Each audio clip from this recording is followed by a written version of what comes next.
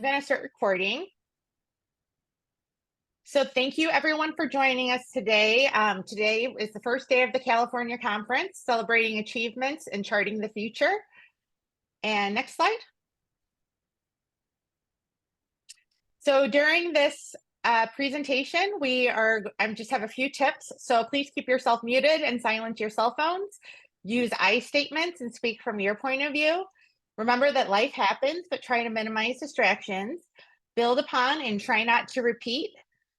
Move up and move back, so allow other people to speak, but also we encourage you to speak up. And then you can ask questions by raising your hand or writing in the chat, and we will have time for Q&A. Next slide, Nico. So this is just a brief overview of today's agenda. So Kim Callanan, our President and CEO of Compassion and Choices, is going to kick us off today, talking about the national movement. And then we'll have we'll go into breakout rooms for just like about 5 minutes so we can kind of get to know each other, you know, what brings you to Compassion and Choices. And then Becca's going to talk about emergency palliative care. And then Eva will speak about the Spanish speaking outreach that she's doing and why it's important.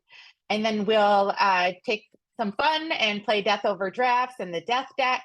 And then Jessica will go over dementia values and priority tool. And then Kevin from our legal team will talk about some of the legal challenges that we've been initiating and that we've also been dealing with. So I think that is it if you want to stop sharing, Nico. And then Kim, I will hand it over to you. Thank you so much for joining us. Great. Well, welcome everybody. I am actually here in California at Sean Becker, one of our supporters' lovely homes, along with my colleague, Andrea Brennan, who's in the back. I came in yesterday to do a debate at Stanford around is assisted dying moral. Hopefully some of you were able to log into that. Thank you. I'm here for the next couple of days. So it's a pleasure to get a chance to be here in California to do this Zoom call. I'm going to do the call originally, so you'll see me here in Sean's house, and then I have to head to the car. I'm going to log back in and still listen to the call from the car. So you'll see Sean having my name, and it's him, and I'm in a car in a different name. But welcome everybody, and thank you so much for the work that you're doing. It is so incredibly important to have people rolling up their sleeves and working day in and day out. Because unfortunately, while end of life is an issue that reaches each and every one of us, that none of us can avoid, it is the hardest conversation to get people to engage around. And I think that procrastination tends to kick in, and very well-intentioned people don't end up taking the necessary steps in order to plan for the end. And so the work that you do day in and day out really makes a difference, both in advancing medical aid and dying, but also in ensuring that people are empowered when they're at the end of their life. So thank you for that. At a national level, we are continuing to make tremendous progress. And I just want to really hold up the work that took place in California, because you were pivotal in this movement. It was when Brittany came forward and shared her story that jump-started the California legislature to take action. And that first, authorization in California really allowed us to demonstrate that this is an issue that matters to people across the spectrum. And it's an issue that matters to people regardless of their race and their ethnicity. And so California was a big moment for the movement. And then the reauthorization with the removal or the reduction of the waiting period in particular was a really important moment for the movement, because again, we're able to demonstrate that in a large state with a diverse population that they have been able to see the impact that what I call suffering period has. So you guys continue to pave the way, and I want to just acknowledge the hard work that takes place.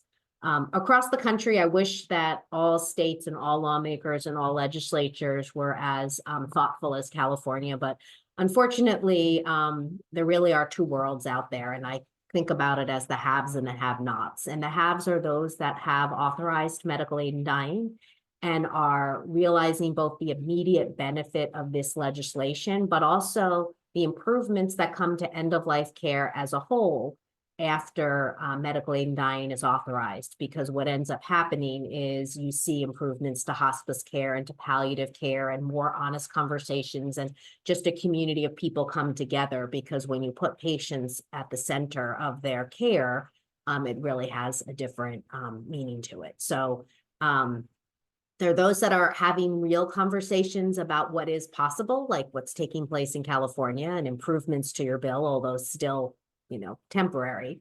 And then we continue to have those states that are living in fear of the unknown, that are allowing the worst to stop them from moving forward, or fear to stop them from moving forward. So right now there's 18 states that had legislation this legislative session.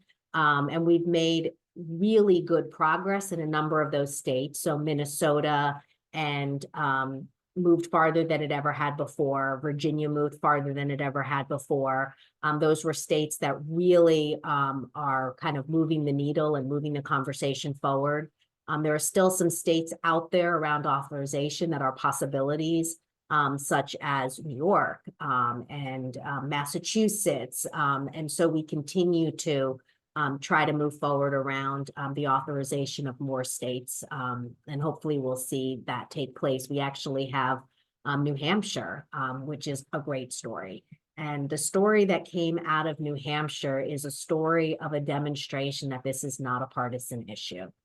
And it's something that we know from our polling data, but unfortunately, because of the way politics plays out in state legislatures, the issue has been grouped as a anti-life initiative, and you have all of the lawmakers who typically are voting and getting their support from the Catholic Church that automatically vote against medical aid in dying, even though they personally may not be opposed to it, or their constituents definitely aren't. But it's really ended up making the legislature very divided in a really partisan way. We've started to see in recent time a real shift taking place. And so you're seeing more and more lawmakers being willing to break from that partisan divide and step forward. So in states like Washington, you have a bill sponsor that was a Republican around the improvement bill. In Nevada, you had a Republican governor that vetoed the legislation, but then we're seeing some Republicans potentially step up as potential bill sponsors to move the legislation forward, and some pushback against the governor for that veto. But the story in New Hampshire is a really interesting story. New Hampshire has a Republican state Senate, a Republican state House, and a Republican governor. So at the face of it, because the Republican Party is so aligned with the Catholic Church, historically in state legislatures, if the Republican Party is in the majority in a legislative body, we don't even have the ability to move the bill forward. But the story in New Hampshire is different. And they are one of the least religious states, but it has now made its way out of the one of the chambers, and it's on its out of the second, and potentially could end up going to the governor, and that would be the first time ever. So we have one more chamber to get through, and then it's off to the governor. This is a long shot, but the fact that it made its way through one body is incredible. A body that was controlled by the Republicans, that it even got to the floor was incredible for the vote. And then actually when it was on the floor, that it was voted out favorably was really incredible. There was actually then a recall, or I don't know the official language, but it was like a recall of the vote where they had to go back and we withstood that challenge. So it's pretty incredible. And what it tells us is that more and more, everyone is like one bad death away from becoming a supporter. And that we have a very unique ability for us to keep this as a cross-party issue and not allow it to be divided the way so many issues in our country are this day. And if we can successfully do that and navigate the really challenging realities of our legislative system right now, that will give us the ability to continue to move this issue forward. So that's kind of the summary of what's happening around medical aid and dying on a national level. But on a national level, there's a couple of other, and let me just check my time, 2 more minutes. There's a couple of other. I'll give you 2 minutes. You're going to give me 2 minutes. Okay. There's a couple of other really interesting things going on. So I'll just give you a little snapshot. And Jessica, I think, is going to talk about the Dementia Values and Priorities tool later. But I think we're really seeing some real interest in helping to normalize advanced care planning for people with dementia, and figuring out how to change the current dynamic we have within our healthcare system is really key for us to continue to move forward, allowing people to be empowered. And then the second big initiative that's taking off is our National Emergency Medicine and Palliative Care Initiative. And if you think about where the automatic overtreatment takes place at the end of life, it's in emergency rooms, which are your primary portal for where end-of-life care is delivered. And so we have this new initiative, and actually it's Jessica and her team that are leading it. So if she has some time, maybe at the end of her dementia presentation, she can share more about that. But this is really an opportunity for us to ensure that at the onset, when someone goes to a hospital, after they're stabilized, that the palliative care team is brought in so that there can be honest conversations about where this person is when it's appropriate. And that really has the potential to completely transform the way end-of-life care is delivered so that you don't end up in this cycle of overtreatment. So with that, I will turn things back over to Angela and let her continue to lead us. But thank you from the bottom of my heart for all of the work that you're doing. And I can't wait to hear more about the great stuff that's taking place in California. Thank you so much for joining us, Kim. And Nico is now going to set us into breakout rooms just for 5 minutes, just so we can get to know each other. You should have about 3 people in your breakout room. And we just would love to hear, why you are supporting Compassion and Choices, what brought you to Compassion and Choices, why this is such an important issue for you. So Nico, if you want to go ahead and split us up. And you should see on there, join breakout room, and just click join and you'll enter into your breakout room.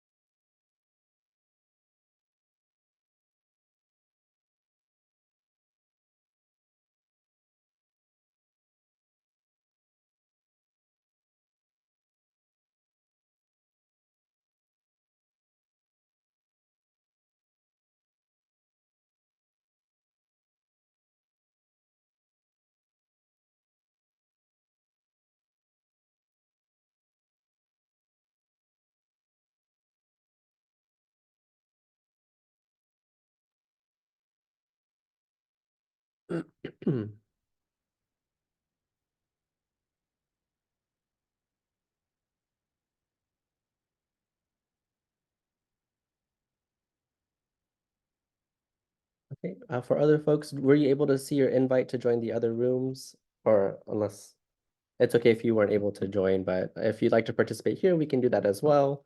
It's up to you. But again, as Angela shared, you know, if you'd like to share what got you into CNC, why is this important to you? We can go around and do that, but if not, I see a lot of folks are muted still, so.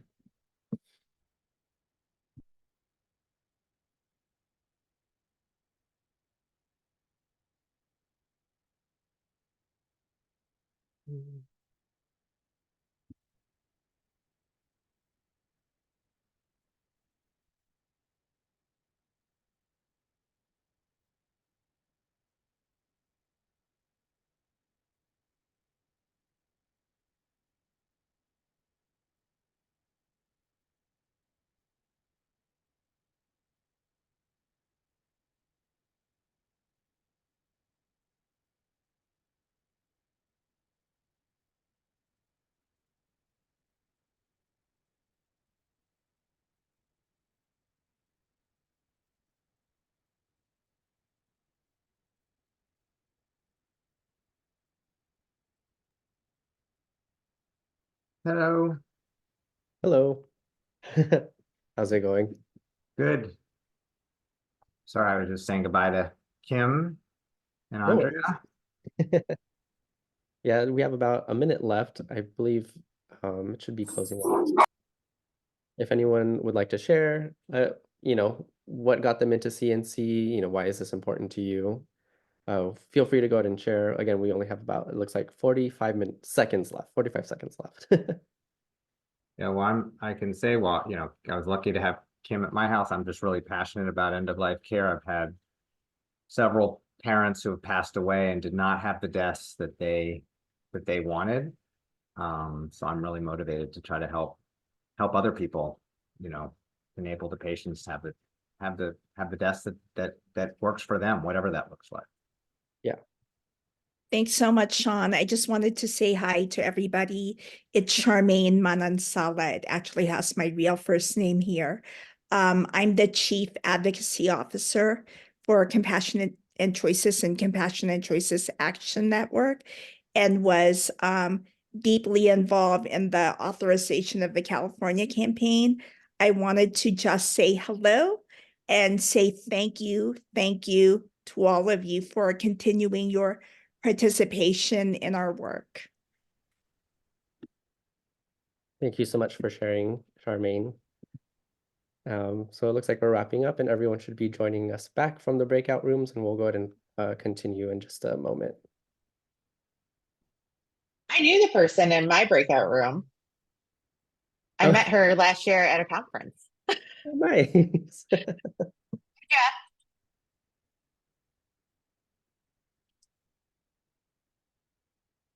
It's a small I have to world. say, I'm super excited about the fact that I got to meet Kim last night. I went up to the Stanford Institute, the debate. It was quite interesting. I didn't get to meet you in person. I didn't see you there yesterday. Were I you was there? there. Yeah. Oh shoot! I wish you. I went right up after right after the end. I went right up and talked to Kim briefly. I did have But to leave right at 7:30 to catch my flight back. So yeah, Jeff, yeah. how was the debate? What's that? How was the debate? I really enjoyed it. I felt frustrated though, and I think any of us in a situation where you're sitting and listening to something that you have a vehemently oppositional response to, I was twitchy. And Ross, the debater, you know, I didn't have a lot of exposure to his work, but it felt like there was a lot of what ifs and a lot of what I call wide spray versus narrow stream focus. And they were talking about all of the instances where this could go horribly, horribly wrong, as it could have or did once or twice in some other place. You know, it was, yeah, a little frustrating. yeah. All right. Thank you so much. We're going to move ahead. I want to introduce Becca. Becca, go ahead and introduce yourself and take us forward. Alrighty then. Well, good afternoon, California. My name is Becca Malloy. I'm one of the directors of clinical engagement here at Compassion and Choices. Just to tell you a little bit about myself, I currently live in Santa Ynez, California, just north of Santa Barbara. I am a nurse by trade. I started off my career in critical care, and then I moved to palliative care. And during my time in working in palliative care, I realized the emergency department is a hot topic. The emergency department is a place that can be scary for many people, staff included. And so today I'm going to talk with you a little bit about emergency palliative care integration, transforming care for serious and what we're doing with the National Emergency Palliative Medicine Initiative. Next slide. So first and foremost, I want to introduce, this picture was taken from an organization called Right Before I Die. And it was a photographer who took pictures of people on hospice care before they passed away and got to know their stories. And I think that this picture really sort of embodies what a good death can look like. For me, when I think about the end of my life, I think the things that I want are to be well cared for. I want my wishes, my priorities, and preferences to be respected by those I love. I want to be surrounded by the people that I love. I want to make sure that I'm comfortable. I also want to make sure that, just as this woman's smiling, I want to make sure I still have life in me to smile for. And so, the goal here isn't necessarily how to have a good death. It's about how to live life the best you possibly can up until that moment. Next slide. And unfortunately, in stark contrast, too many people will face their final days or weeks of life in the emergency department. When you think of the emergency department, what do you think of? For me, I think of chaos. I think of bright lights. I think of feeling violated physically with poking and prodding, with being asked to remove my clothes to put on a gown. There's strangers. There's a lot of uncertainty. I think of the emergency department as a place of either ors. Either your treatment is going to be treatable, or either your condition is going to be treatable or it's not. Either you're going to be admitted into the hospital or you're going to return to wherever home may be. And either you may live or you may die while in the emergency department. And so the emergency department is a place of uncertainties. Next slide, please. So let's talk a little bit about visits to the emergency department. 50% of older adults will visit the emergency department in the last month of their lives. 10 million adults aged 75 and older visit the ED yearly, and adults 65 and older have the highest ED utilization compared to any other age group. Another alarming statistic is that about 11% of all deaths actually occur in the emergency department, which I find staggering. And also between 16 to 22% of hospice patients will revoke hospice and return to the emergency department for crisis care. And the question that we have is, are our EDs really equipped to take care of our aging population, of those who are terminally ill, for those who are coming in with more chronic, more debilitating illnesses? And, how about the population of people who don't have primary care options? Next slide, please. And so Compassionate Choices, we have decided to think out loud, how can we resolve some of this issue? How can we make this issue better for people? And so through NetMe, we want to help educate clinicians across the country on how to provide basic palliative care strategies to improve care for patients all over the United States. Next slide. So you may be wondering, okay, what are the benefits? What are the benefits of having palliative care strategies in the emergency department? Well, the goal of, to be quite honest with you, is to have earlier conversations around what our priorities and what our goals of care are. We want to make sure that care is aligned with who the patient is and what's most important to them. And, in the emergency department, unfortunately, there are algorithms that must be followed unless otherwise stated. And so what research has shown is that having palliative care in the emergency department can help to actually reduce the length of stay within a hospital setting. It can help to decrease ICU admissions. It increases earlier referrals to hospice because these conversations are had, as Kim was saying, at the entry point of the hospital. Now, another great benefit of this is that it increases patient and family satisfaction. And you might be wondering, I wonder why that is. And I think it's because people are having conversations with them about what's most important to them, and their care is aligned with what's most important to them.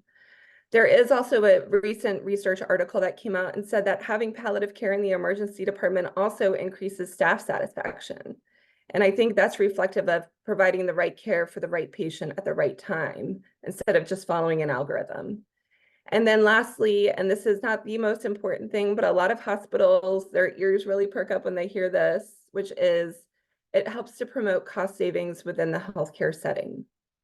Because we are having those earlier conversations. We're not waiting until day 14 of a hospital admission or an ICU admission to say, you have to make really hard decisions now. Next slide. So through NetMe, we are using a lot of different strategies in order to get the National Emergency Palliative Medicine Initiative underway. So first, we are organizing, marketing, and convening a 2024 summit, likely at the end of this year. This will be a gathering of the minds, whether it be a clinician whose specialties in palliative care or emergency departments, whether it's social workers or chaplains who are interested in starting an initiative. We're also here to help support research and publications. The research has skyrocketed, especially over the last 10 years, or namely over the last 4 to 5 years, in the merging of these two specialties together. And so we want to help to support that research and those publications. We also want to identify opportunities for this to go nationwide. We actually have a physician's assistant who resides in New Jersey, and she's actually embedding herself in her emergency department and getting palliative care down there once a week.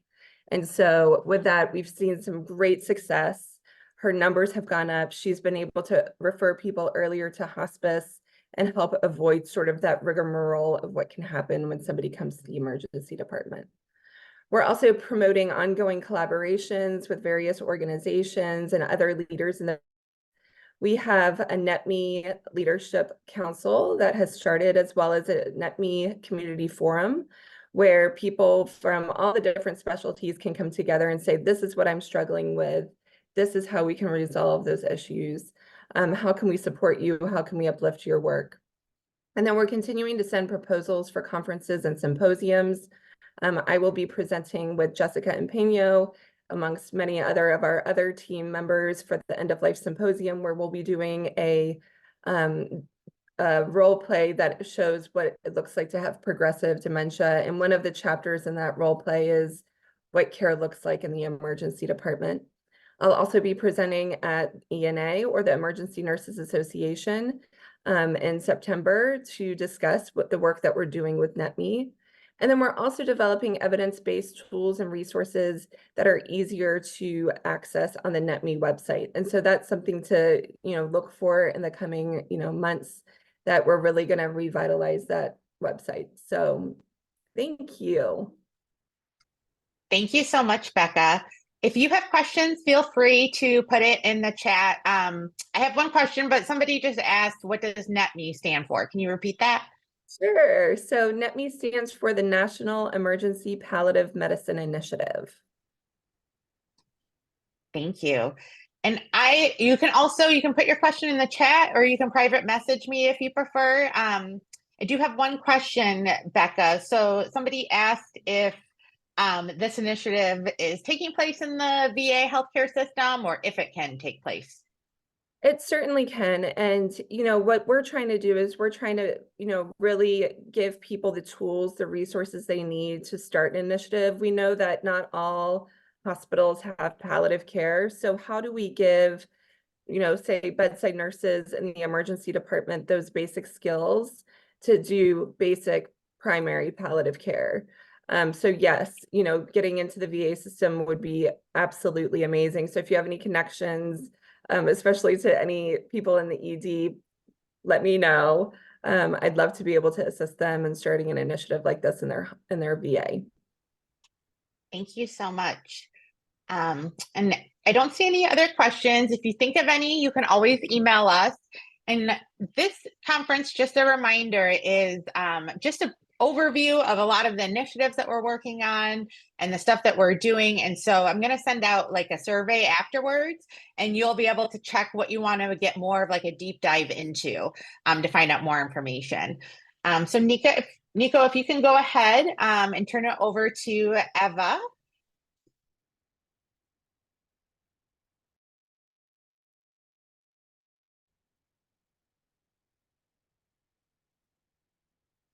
Thank you. So, hi, thank you so much for this opportunity. My name is Eva Navarrete. I'm an end-of-life doula, and I'm also an advanced care planning consultant. Sometimes I like to call myself end-of-life doula. Other times I like to call myself death doula.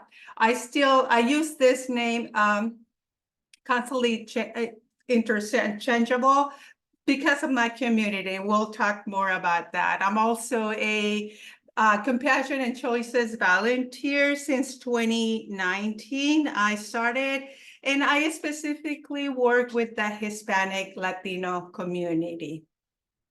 My intention today is to talk about a little bit about our Compassionate Conversations, Conversaciones Compasivas initiative, and how this initiative is relevant to the work that we're doing in our Hispanic, Spanish-speaking communities.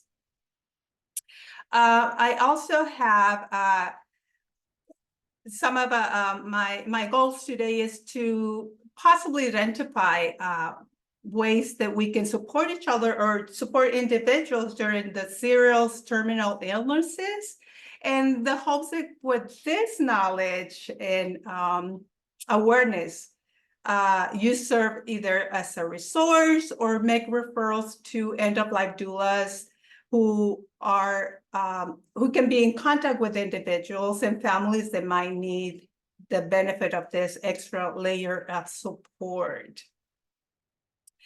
Next slide, please.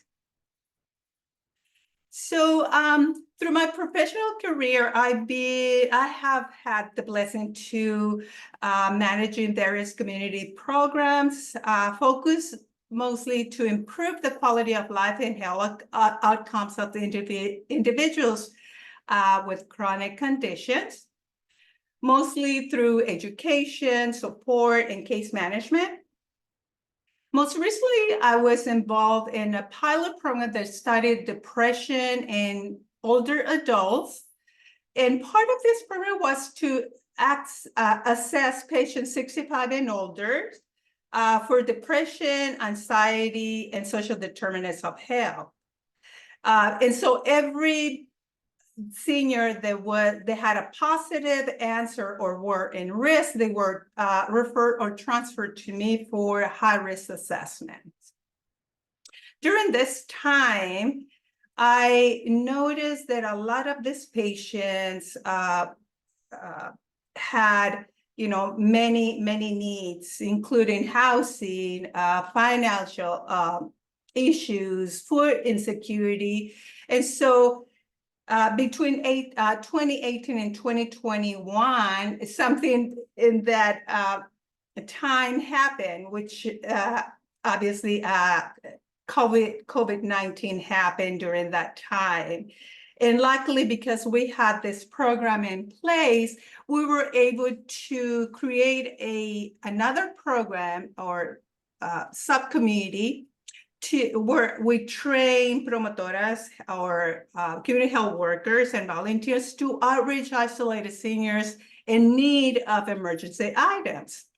We conducted about 4,000 screenings, and 500 of those individuals receive complex care coordination. That means including, access to services, emergency items, that could be emergency resources, that could be, financials, food insecurity. Some of these seniors we have to house in motels during the pandemic. So what was interesting is that during this this time I noticed that some of the seniors didn't know about advanced care planning. So I started asking about advanced care planning to the individuals, or, asking questions. Most of the patients responded that, either they never heard about advanced care planning, or they didn't ever, didn't know about it. So during this time, I started giving information. What's really sad is that all of this patient, even though this program impacted the life of many older adults during these difficult times, only 2 patients declare having had shared their medical preferences to their loved ones, and only one declare having an advanced care planning or advanced care directive in place. So for me, this was alarming. So of course, I wanted to do more. The next slide, please. So I usually use this image. Being a Mexican American, in my culture, we celebrate death. We have a day specifically for to celebrate date and to honor our ancestors or our loved ones that have passed. When I do presentations in a community, I usually share this image and I ask them, when you see this image, what do you what comes to your mind?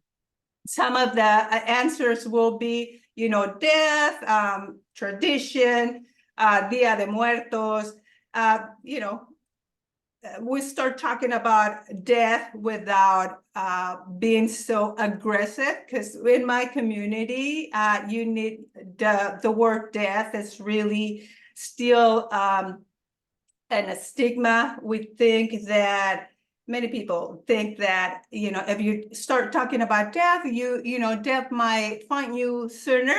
So it's a taboo. We don't talk about death, but we celebrate death. So I make it more fun. I make it more easy to digest. When I show this, that this is tradition. This is also something that we honor. This is something that we need to talk about. So it's easier for them to talk about traditions and culture than to talk about death. So it's just little ideas that, especially with the Spanish-speaking population, specifically Mexican, they will be more willing to talk about death when you talk about culture and tradition, because it's really important in our culture. Okay, next slide, please. So doing this work in the community and doing my research, we sometimes talk about the comorbidities that accompany people when they're navigating life-limited illnesses, and these are really the things that are a challenge for them, for many people. So we have here in the screen the 5%. The studies have shown that typically when someone is facing terminal illnesses or dealing with end-of-life experiences, usually only 5 to 6% of their time is spent one-on-one. Wait, the speakers came. Yeah, With a medical professional. So the speakers. I'm curious to On know the front what type of porch. care they're really receiving during this limited time, right? During this crucial times. If we were really paying attention to this, what type of quality of life and end-of-life care are really receiving the patients and their families, their loved ones? And the question that I will encourage all of us to ask are, what are we as individuals, as communities, as agencies, medical system really doing with the other 95% of the time? What can we do? What is happening in this, spaces when people are not receiving or not getting that sufficient care during this again, this difficult times. Research has also shown that community members living with time-limited illnesses commonly face things like depression, anxiety, social stigma, isolation, fear, all of that, right? So additionally, if we include that after COVID, our communities are being severely impacted by socioeconomic problems, including, family dynamics, uncertainty, suicidal ideations also after increase during this windows. When we consider end-of-life care, what can we really do to support our communities? Next slide, please. Oh, I think that was all the slides that we Okay. had, but we're at time too. But Okay. so Eva, thank you so much. The work that you do to try to get this information out, especially to the Spanish speaking Californians, like you're just relentless and we appreciate you so much. And being a volunteer, I love that you have your CNC shirt on. So I didn't see any questions in there, but I had a question for you. If you could just speak, you have just 1 minute, 1 to 2 minutes. If you could speak about the National Healthcare Decisions Day event that you and Melissa have coming up, and just share that with people. Oh, you put your community outreach. We did have that. Go ahead. So that's what we do in our community outreach. So we are partnered with Compassion and Choices, and we're doing community outreach education. That's what I was trying to get to our next slide. End-of-life conversations in the community, and this month we are offering a English and Spanish workshop on advanced care planning, and these spaces are for people to come and freely talk about death and dying in a confidential, safe space. We're doing this in the community so people can come and talk about their fears, their depression, all their insecurities about, or their questions about end of life. Our event will be a binational. We are conducting this in San Diego, California, and Tijuana for the first time in October. So we're trying to reach the community, empower the community so they can advocate for better end of life choices. Thank you so much. And we have some people asking about it. Do you have a flyer for it by any chance? Yes, I can send that, or I can put it in a shot or the chat. If you can add it to the chat, that will be the quickest way to get it to people, because our email won't be going up until after probably the 16th. So okay. Thank you. Of course. And now, Nico, do you want to spotlight our next guest?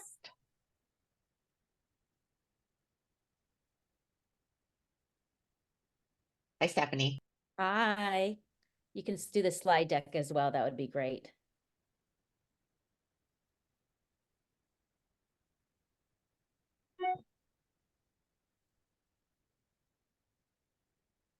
Great. Can people see the whole slide?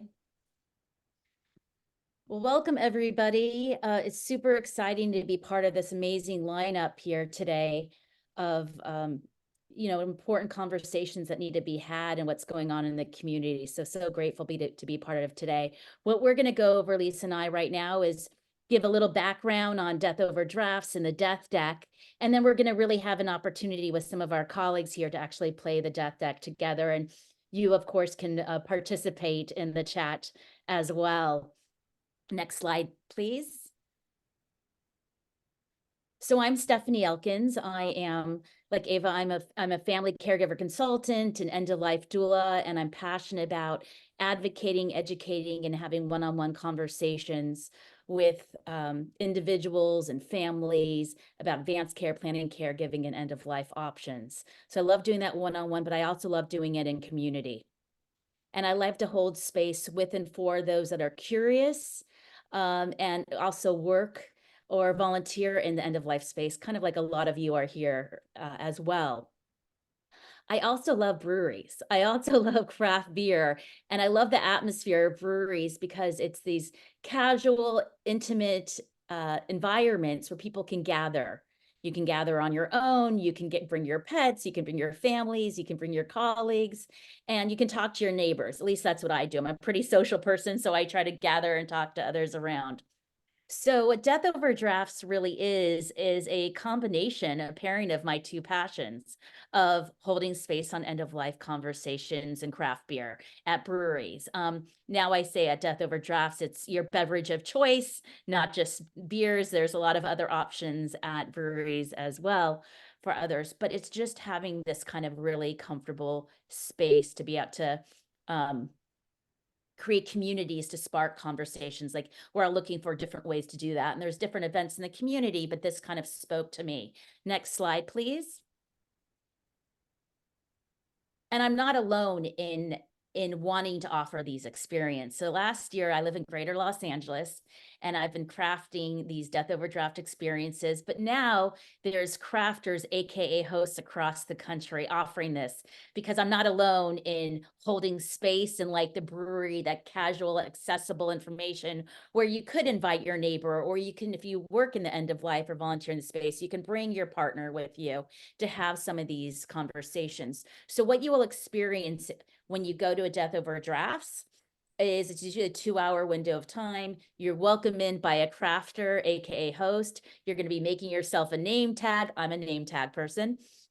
You might have a prompt question. You can see the prompt question down here is, if you want to acknowledge someone that has died in your life, what is a value of theirs that lives on in you? And you put that answer, you put that person or that value on your name tag, and you start the conversation. You automatically build community there. And then I encourage people to take a group picture, but with every Death Over Drafts, we do have a program. Next slide, please. And with all of our Death Over Drafts, we have a program, but our signature pairing, because I'm all about these pairings, is with the Death Deck. Because Lisa and I met each other when I was starting to brew these conversations and recognizing the Death Deck and the EOL deck was a beautiful tool, conversation tool that is a perfect pairing for these conversations. So I'm going to hand it over to Lisa right now to talk about the Death Deck, End of Life deck, and then we're going to play a little bit together with some of our colleagues. So next slide, and it's all you, Lisa. All right, so thank you, Stephanie. Yes, Stephanie and I met shortly after we launched the Death Deck in 2018 and developed a friendship. And then when Stephanie began the Death Over Draft events, utilizing the Death Deck, we began kind of collaborating and hosting together. We did host virtually during COVID for quite some time. That was really fantastic. And we continue to host some virtual Death Over Drafts as well, so that we can access people who might not be able to get out and about or don't have crafters in their area. So going back, the Death Deck was created by myself and my business partner, Lori. Lori and I came together when I was the hospice social worker for her husband, Joe. I continue to be a hospice social worker operating here in Los Angeles, where I have the opportunity to accompany a lot of patients through their MAID process, which has reinforced to me the importance of compassion and choices and all of us advocating for this access across the country. The Death Deck came from the idea that Joe and Lori thought they were well prepared with their paperwork and all of the things in order when they started a family. But it turned out they had done an advance directive and a living will, and they had then just filed that away without any further conversation on the topic. So when Joe was diagnosed with pancreatic cancer, he said, I'm going to fight this. And he did not want to talk about anything related to what would happen if he wasn't cured. And so years later, Lori and I decided we wanted to create a tool to help people have these conversations before a medical crisis or before a terminal diagnosis, so that people could begin to know what their family members' wishes are, and they would have more confidence when the time came to make decisions on their behalf. So we're gonna play a few next slide. So this is just a little more description. We now have 2 products. We have our death deck and the EOL deck. And so people get a little confused, so I want to try to explain the difference. The death deck is what we use primarily when we're hosting death overdrafts. It is a more fun and lively game. We use a lot of humor in it. And so the idea is to kind of bring a little more lightness to the topic and break down some of the barriers for people having these conversations. This is not typically what I bring into my hospice or palliative care patients' homes because of the humor and because we're asking about all these general topics related to death and dying. So as I say on the bottom, this product is for when death seems further away. So we'll start with that and we'll play a couple cards here. Next slide. And so go ahead, Stephanie. Oh, and we're fortunate to have some of our colleagues that you've met earlier. This is their first time playing along with us in terms of sharing a well. So we encourage you also to do it in chat with us as well.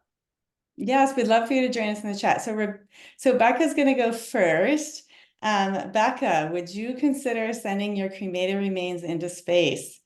A, absolutely. I think I deserve this kind of send-off. B, maybe, if convinced it's environmentally sound. Or C, no, I beg you to please spend that money on something more useful. What's your answer, Becca? My answer is B. I'm really between A and B, but I definitely think that, I would highly consider it. I also have family that's worked in the aerospace in the aerospace arena. And so space has always been something very fascinating to me. So I think I would be down. I think I would. Oh, interesting. Well, we live in the LA area where aerospace is very prominent. And so SpaceX is a huge, we get to see that taking off. And so I do think that this area and having the background in aerospace makes your answer probably your answer is unusual. I would say that most people don't consider this. Most people, when I've asked the question, have not. But I do love when people say yes, because obviously this is an unusual and interesting way to kind of celebrate someone, right? Yeah. And it is possible. Yeah. I think in just response to somebody in C, and once again, all these questions are just prompts for further, so it's not very linear, a lot of these questions. And a lot of people are like, you know what, I'd rather have it in my backyard. There might be, in plants or certain in the ocean. So this is where this conversation can be like, not space, yet what I am thinking about. So it allows for that openness as well. Mm-hmm. I'd like to ask a question. I'm thinking of starting a reading group, not seances, but a reading group where I am the speaker initially, reading from books that I'm passionate about. Recently, Edgar Allan Poe's detective stories, which have so much subliminal content relating to Edgar Allan Poe's actual persona. In fact, I recently heard a new term, a psychohistorian. Paul, thank you so much for sharing that. And once again, what I love about you sharing this is that everybody has special interests or times. Lisa and I are also involved with the Silent Book Club of Death. And that's an opportunity that everybody can read their own book and then come together and read their own book and come together and discuss. And it sounds like that is something that you're really passionate about. So there's when you talk about community outreach opportunities, that is definitely one that's an option. So thanks so much for sharing that. Let's go to the next slide, and it'll be Eva's turn. Okay, Eva, regarding my critical healthcare decisions like DNR or a feeding tube, A, leave it to the professionals. B, I've assigned someone to make those calls. Or C, I have nothing in writing, but assume my family will make sound decisions. B. Excellent. Have assigned someone to make those decisions. You know, very good work. I can't tell you how many people that I know that work in this space who even hold their own events have not actually done it when we have these secret conversations, right? Because even when we are proponents of it, sometimes we still get caught up in our own thoughts and feelings around doing it ourselves. So excellent. And I kind of will imagine that many of the people here are a B as well, because you have an interest in this topic. Okay, so let's go to the next slide and we'll just talk briefly about the EOL deck. So the EOL deck is designed for people in their final chapter in life, people with life-limiting illnesses, hospice and palliative care patients, and people of advanced age. And so, as I had mentioned, you know, we're using a koala bear and we're using EOL, end of life, instead of the death deck. Like Eva mentioned earlier, you know, for some people, the word death is too strong. And often when people are approaching the end of their life, we want to use more softer language and images as we talk to people. And so with the EOL deck, the questions are related specifically to end-of-life preferences and building legacy, rather than a range of wide topics about death and dying. So it helps people really talk about what they want their life, what they want their death to look like in their final days. So this is what I'm using as a hospice social worker. Next slide. Okay, Becca, you're up again. What visual stimulation would bring you comfort in the end? A, my favorite movies or TV shows on an endless stream. B, photos and videos that tell the story of my wonderful life. Or C, nature and birds outside my window. This is a tough one. I'm somewhere between B and C, but I think I'm leaning more towards B. And then I want to remember just, you know, how precious my life was and the people who made my life so wonderful. So I think I would lean more towards B for this one. Yes, and your description and your answer is really so common when I talk to people and ask people questions, because the idea behind the multiple choice questions is to give ideas and prompts, right? And because once we have a couple ideas, we can align with them, or we can say all of them, or we can say, oh, that reminded me, it's not quite this, but I prefer this. And again, the purpose is, if we can help people have these conversations, then when they can no longer speak and they can no longer tell us what they want, we can actually create the death that they would like. And I'll say that using the EOL deck is especially helpful and easy with our MAID patients, because we're really orchestrating their death, and they are more open typically to having these conversations and really talking through. Stephanie, did you have an answer for that one? Definitely movies, more comedies. I do like natural light. So I think that's the one thing I say is wherever I am, because it doesn't, I want it to be a place where there's natural light. So there's still some open and flexibility of where I am, but that natural light and having flowers and around me is something that's important. So I think I would have to assign somebody to like replenish the flowers of the water.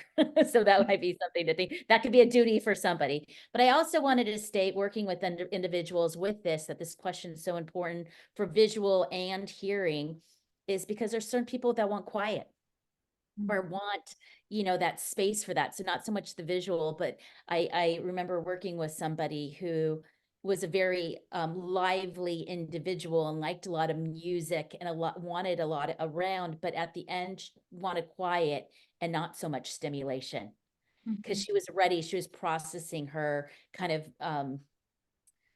the next stage and her readiness. And so she wanted some clearing space, not as so much. So it's really everybody. And I wouldn't have expected that unless we had that question to ask. So thank you. Okay, next slide. Okay, Eva, you're up again. Are you comfortable with your family members providing personal care? A, nope, that's what professionals are for. B, shaving and stuff like that, bathing stuff, no. Or C, yes, I'm comfortable if they are. I will like to go with, I'm between A and B. Mhm, mhm, I would say A. mhm, mhm. Yes. And you know, what's interesting about each of these answers is they may change over time, right? Where I am now, and I think about who would care for me, my 15-year-old son, uh, probably not comfortable for either of us. However, as he gets older, perhaps my feelings on that will change, right? And so I think what I like to tell people with both of the decks, because we do use the EOL decks in our death overdrafts as well. We just recognize that they are really getting into these end of life. And so for some people who show up at death overdrafts, they're not ready to go here, right? We want to keep it lighter and just help kind of normalize these conversations and give people a little practice. But with questions like this, I think it's important to answer with what we feel now and recognize that our answers can always change, just like our advanced directive. Definitely. Okay, next, and thank you both for your participation and being brave and willing to share your answers, and for people who shared in the chat too. Go ahead, Stephanie, you can close us out here. Yeah, there's two more slides we have. One is, I know a lot of people are like, how do I get my hands on the death overdrafts or EOL decks? And Angela added information in there about that, because it is a wonderful tool to have, to gift, to use. And so that's available if you look in the chat box. There's also an opportunity, like I mentioned before, this idea of death overdrafts is there's crafters, aka hosts across the country. If you're looking to become, if this is something that resonates with you about welcoming people in, being able to facilitate conversations, wanting to co-craft with others in your community and trying to figure out the right way to do this, go to deathoverdrafts.com. You can find out where there's death overdrafts going on across the country. We have, like Lisa mentioned, there's quarterly ones, and then there's also about becoming a crafter, if that's something you want to do. And then you can set up, there's a Let's Get Brewing info session. So if you want to learn a little bit more about participating that way, and you can see on the bottom there all the different places that currently death overdrafts here and in Canada are happening. And our last slide, please. So this is what happens. These are the words that have come up when people have attended a death overdrafts and participate in a death deck, that when people leave, they feel lighter. That was one of the things that really resonated with another crafter when she, after leading it, was like, wow, people left feeling lighter. And I think that's a significant feeling when we're here holding space on conversations on end of life. Is there any word that's really sticking out to you right now, Lisa, as we round up here? For me, it's the connections. You know, when we have these meaningful conversations with people, you end up feeling really connected to them. And I think that there's such richness in being able to connect with members in our community, whether that's close family members, friends, or just people that you've met that day. I think as a society, we don't get that many opportunities. And so for me, that's one of the things I value most about our death overdrafts. Yeah, it's thank you. And engaging in that moment, in that community. This is a process, but we have these moments of connection. So thank you. And thanks for Compassionate Choices for having us as part of this conference. Yes. Thanks so much. And we did have one question too. I lost it a little in the chat, but somebody was wondering if they were to host a death overdraft, if there's a liability for hosting it. The idea, we're hosting events. We work in partnership with the brewery experience, but they're used to hosting different events, and so there's reservations, and you make reservations for that as well. But if somebody has more questions, let's do it offline for that. All the events are free, and there hasn't been any issues with that as far as I have for my own work, my own professional liability in that sense.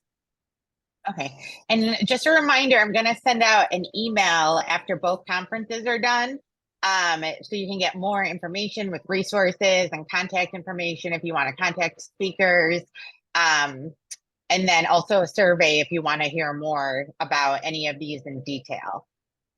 So now we are going to move on to Jessica.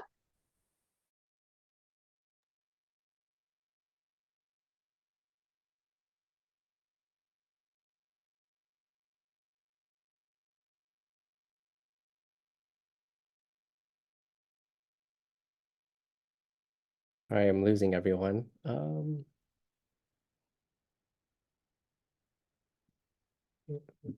there. Okay.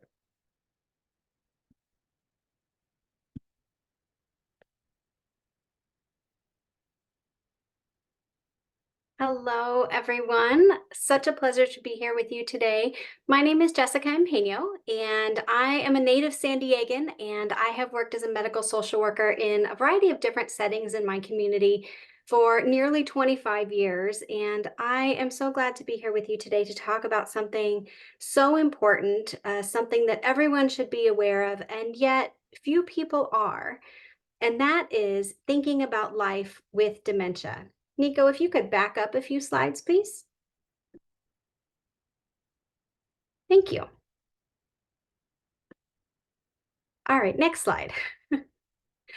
So there's a lot of information out there related to dementia, and it can be pretty overwhelming, from brain health and prevention to care strategies and support for families and care partners. Excuse me, it's all very important, but few are talking about the reality that diseases like Alzheimer's disease, Lewy body dementia, and other causes of dementia are not reversible, and there's no cure. And so it's in that sense that we say that dementia is a terminal disease. But few think about it, let alone talk about it in that way. And so acknowledging this reality and providing people with the information that they need to plan for the future is a top priority and focus for Compassion and Choices. And through that work, we seek to transform how people die with dementia and make sure that they are empowered to get the kind of care that they want, or perhaps the kind of care that they do not want. Next slide, please. So we are all here because we're passionate about these topics, but at the same time, these are not the easiest things to talk about. And so I invite you to pause and reflect with me for just a minute. Dementia is something that affects so many, and yet it's one of those things that not a lot of people have a good understanding of. And there are a lot of misconceptions out there about dementia. When we talk about dementia, dementia is a general term for a collection of symptoms, changes in the brain that interfere with a person's ability to think clearly, to make decisions, communicate, and function independently. And there are actually over 100 different types and causes of dementia symptoms. And maybe you're thinking about somebody you know or knew living with dementia. I find that most people have either had somebody in their life with dementia or they know somebody who has. It's everywhere. But even more, we can think back about people that maybe were showing symptoms, lived with changes, but perhaps they didn't get a clear diagnosis, because that can be challenging in and of itself. So when we acknowledge the terminal nature of dementia, it can help to normalize those conversations that need to happen and the importance of planning for the future. Next slide. The very nature of a dementia diagnosis increases the risk of falls and injuries, hospitalization, infections. It increases the number of days in a skilled nursing facility stay, among many other things. But we also see that people with dementia are much more likely to receive treatments that really don't have a clear benefit to them, especially in their final months of life. And to emphasize the work that Becca was talking about earlier, we know that more than half of adults with dementia visit an emergency room at least once during their final month of life. And so this is why planning for future care, advanced care planning, is so essential. And research has shown that there are many benefits to advanced care planning.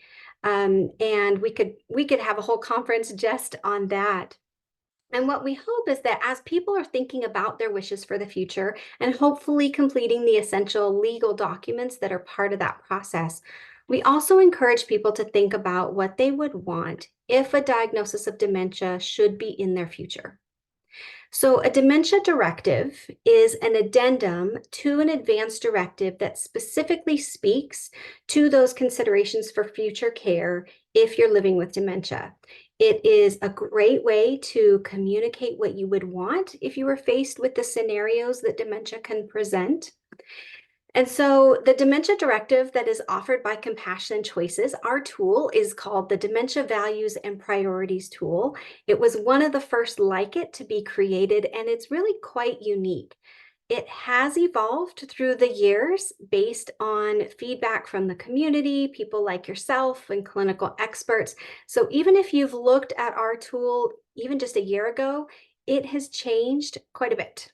So I invite you to look at the updated tool, and we're going to show a little bit of it, but this information on the screen here, that QR code, if you're familiar with using those, will take you to our updated tool. Using the Dementia Values and Priorities tool is completely confidential. You don't need to create an account. No information is collected or saved in any way. There's no cost. And it is available as an interactive online tool, as well as a written paper version in English. And I'm happy to say that we will have both the interactive online version and the paper version coming in Spanish probably by the end of this month. So very, very soon. Next slide, please. In order to plan and make decisions about future care, it's important to have that information, right? And to understand what it is you're deciding. So especially when you're considering all the different terms that are very commonly used, but not necessarily commonly understood. And so as the tool starts, we felt like this was really important. And so we want to take the time to not only ask thought-provoking questions, but provide that kind of very important information. So this is an example of one of the very first slides in the tool. And it not only explains, but you'll notice there are links, hyperlinks, which you see as the blue underlined text there, that provide an explanation of those. Nico, next slide. And so as an example, if you click on the term for life-sustaining treatment, here is what you'll see. Nico, can you click on the video? Thank you.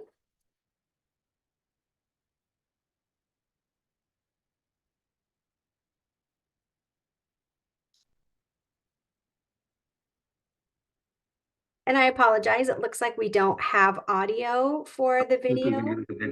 Oh, there you go. Do you mind? Thank you. Sharing it again. Life-sustaining treatments.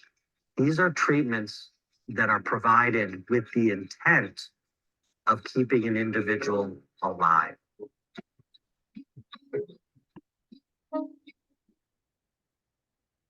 Thank you. And so you'll see throughout the tool that we have these links to these videos, and they're all anywhere from 10 to 30 seconds explaining these commonly used but very important terms. So short and sweet, you get the idea. Next slide, please. So the tool starts out with an explanation of these 3 response options and what they mean. And we actually give examples. So when we say, you know, if this was the situation, then what do you want? So all questions are framed in that if-then format to make it clear and specific and a little easier to understand. Everything is written in, you know, plain language. We don't have any jargon or complicated terminology.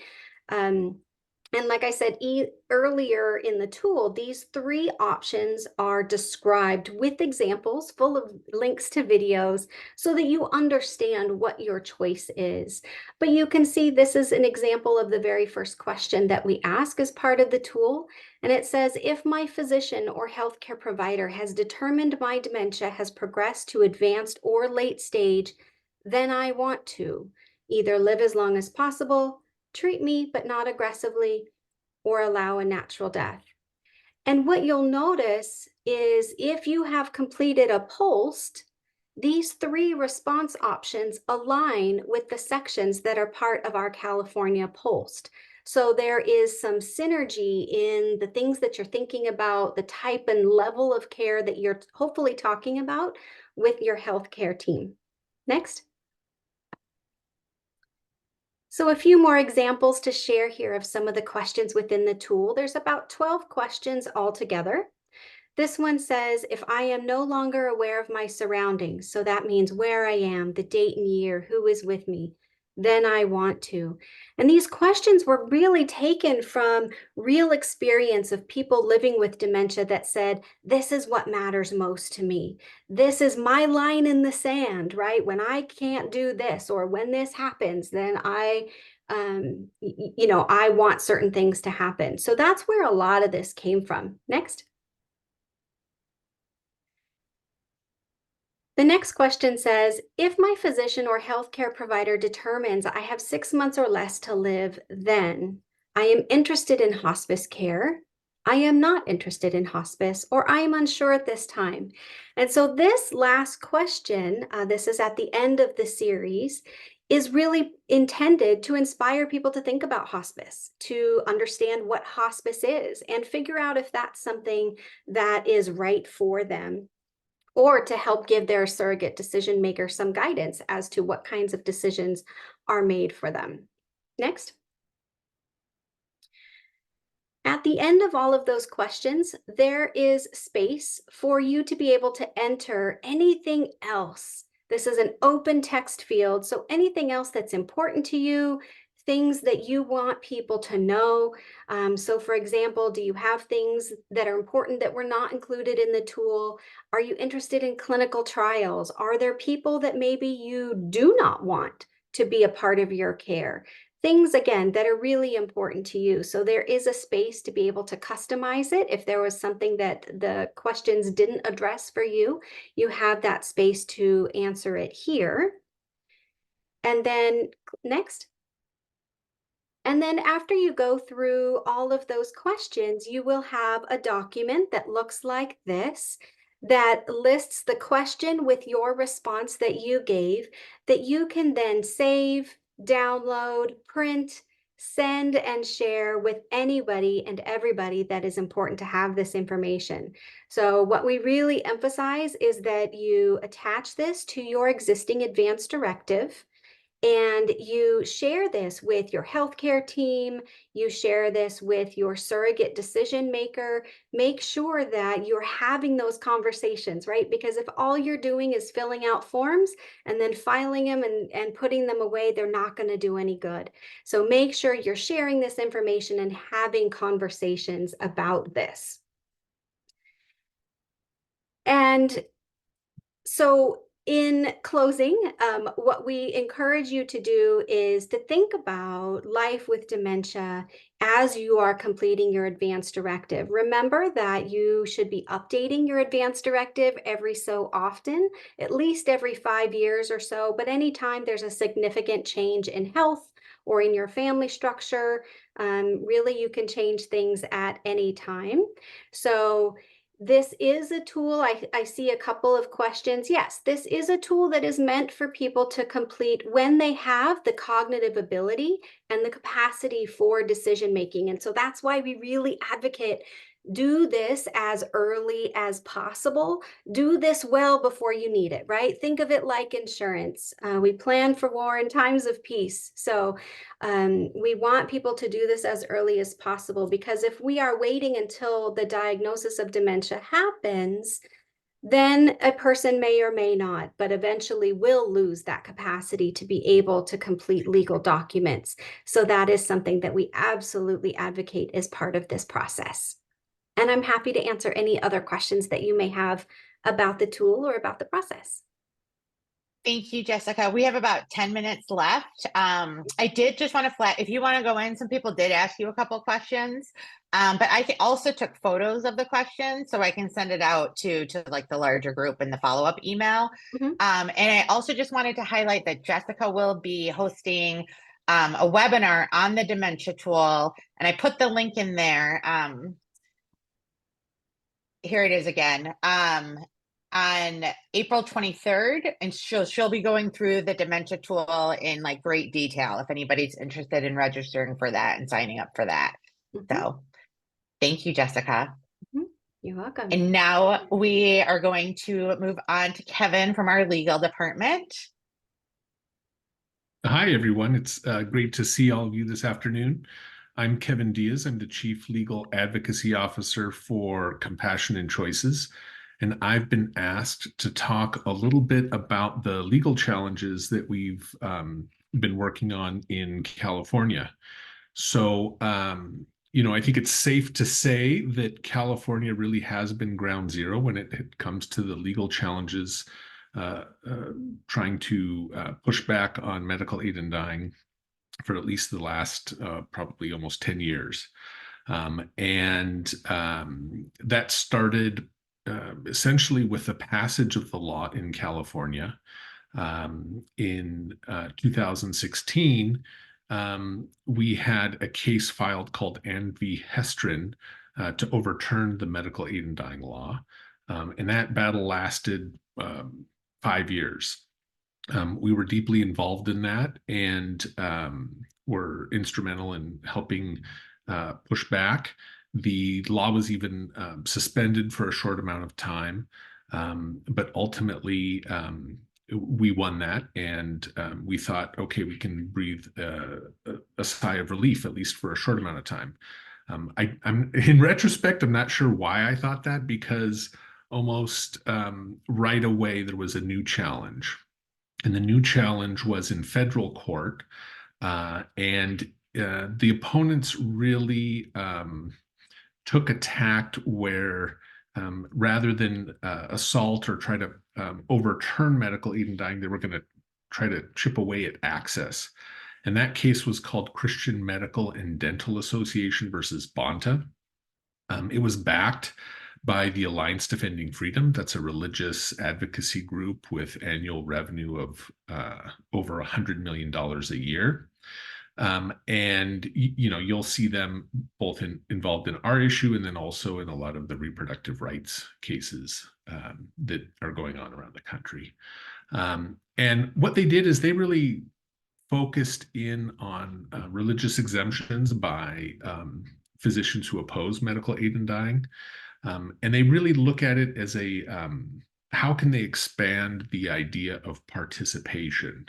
So in the repro rights context, I think we saw, you know, the expansion to include even the allowing the federal government to pay for insurance that would cover reproductive health issues. Well, in the medical aid in dying context, where they ultimately landed, because at first they had a lot of different claims and it wasn't really clear what they were pursuing in the case, they finally narrowed it down to really charting in medical files and providing of information to patients. And ultimately, the court did grant a preliminary injunction in that case that allowed the physicians to actually not have to chart a request for medical aid in dying. And we, we took great issue with that, in part because medical files, need to be accurate and thorough. And they also belong to the patient. They don't belong to the physician. And if you kind of extrapolated out the logic that was used in this case, it had some very disturbing implications. For example, if a physician, for example, didn't believe in abortion, would it therefore allow a physician to not chart that the patient tested positive, or they tested that they were pregnant, or or that the physician believed that they were pregnant, and that's what was going on with them, because they knew that, or thought that they might get an abortion because it was an unwanted pregnancy. The same sort of thing here, where it's a fact that the patient requested medical aid in dying, but because that request in the chart could be used under the California law to help the person qualify for medical aid in dying when they then went to a different physician, the court said that they didn't have to include that information in the patient's chart. So that was a preliminary injunction. So that was early in the case. We moved to intervene, and unbeknownst to us, the state ultimately settled the case with the plaintiffs, essentially enshrining that preliminary injunction in law for that district in California, and also for those plaintiffs. They also paid the Alliance Defending Freedom several $100,000 in attorney's fees. We were not aware that that was going on, and of course the AG didn't have a duty to tell us, but we were pretty disappointed, because we feel very strongly that that's not where things should have landed. So that the settlement of that was a bit of a surprise, but ultimately it was concluded. But before it was able to wrap up, a more significant challenge was filed in September of 2023, and it was in the same federal courthouse in Los Angeles. Ultimately, it was assigned to the exact same judge that had granted the relief to the Christian Medical and Dental Association in their preliminary injunction. And so that was obviously of great concern to us. The new case was brought on behalf of several individuals and disability rights groups, and it essentially alleged that the End-of-Life Option Act, just by having this option for people, discriminated against people with disabilities. Now, when this lawsuit was filed, we were immediately very, very concerned, because it did appear to take a page right out of Supreme Court Justice Gorsuch's book that he wrote against medical aid in dying. And although we thought there was really good case law that existed, that kind of came up when the Oregon law was initially challenged a couple decades ago, we were concerned about what the court might rule, because of their ruling in the previous case that I mentioned, the Bonta case, and also because the law it was 20 years ago. Now we're in a context of where Dobbs was overturned, and that was even older. And so what might happen if this case went up? The state did file a motion to dismiss, and we filed the motion to intervene in our own proposed motion to dismiss. And then we waited.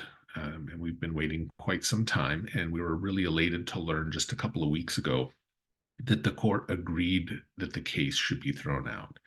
So, and importantly, I think in the decision, it really highlighted the safeguards that exist in the statutes, and in particular in the statute in California, and focused on the fact that this really is a voluntary decision that somebody makes, or that a terminally ill patient could make.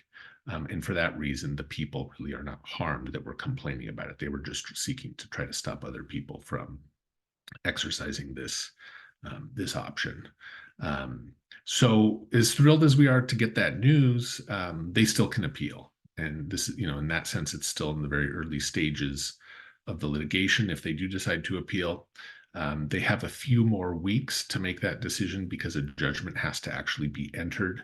And then they have a certain amount of time after that. And we look forward to hopefully seeing what happens, in the sense that we hope that they don't appeal, because the law seems pretty clear at this point. And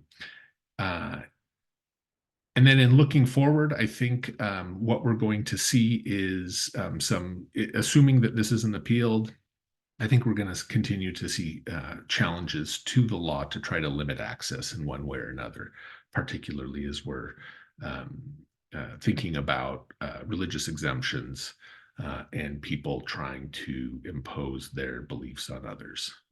And so we'll of course be there for the fight, and we'll see what happens. And I really appreciate you taking the time to listen to this update. I'll turn it back to the moderator. Thanks, Kevin. And perfect timing. We're right at 1:30. So just for next week, we're going to talk about the progress that has been made in medical aid in dying since the improvement bill was passed. And then we'll talk about exploring faith perspectives with end-of-life choices. And Mitz will share about he does a death talk, usually about once a month. And one of our storytellers her mom went through the voluntary stop eating and drinking process, will share about that and what voluntary stop eating and drinking is. And then Karen will also talk about navigating medical aid in dying. What real experience is like, and how she's been able to help overcome obstacles, but what are some of the things that are obstacles? We do have to go back. The California End of Life Option Act does have a sunset provision on it for January of 2031. So if we don't go back and reauthorize this law, it will go away in January 2031. So we will have to go back.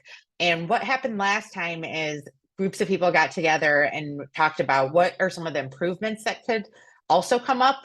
And so that's what happened in 2021 when we went back and we did the improvement bill, which also pushed out the sunset provision from 2025 to 2031. We are trying to remove the sunset provision and make it a permanent bill, but in order to get the bill through, some of the legislators still wanted that sunset provision on it. So, when we hear about things that aren't working, and limiting their barriers that are limiting somebody's ability to access medical aid in dying, we always want to take that into consideration so we can have conversations with legislators and see if there's an opportunity to do it. And I'll go over some of the highlights of that next week. So thank you so much, everybody, for joining us. And like I said, I will be sending out a follow-up email. We recorded this.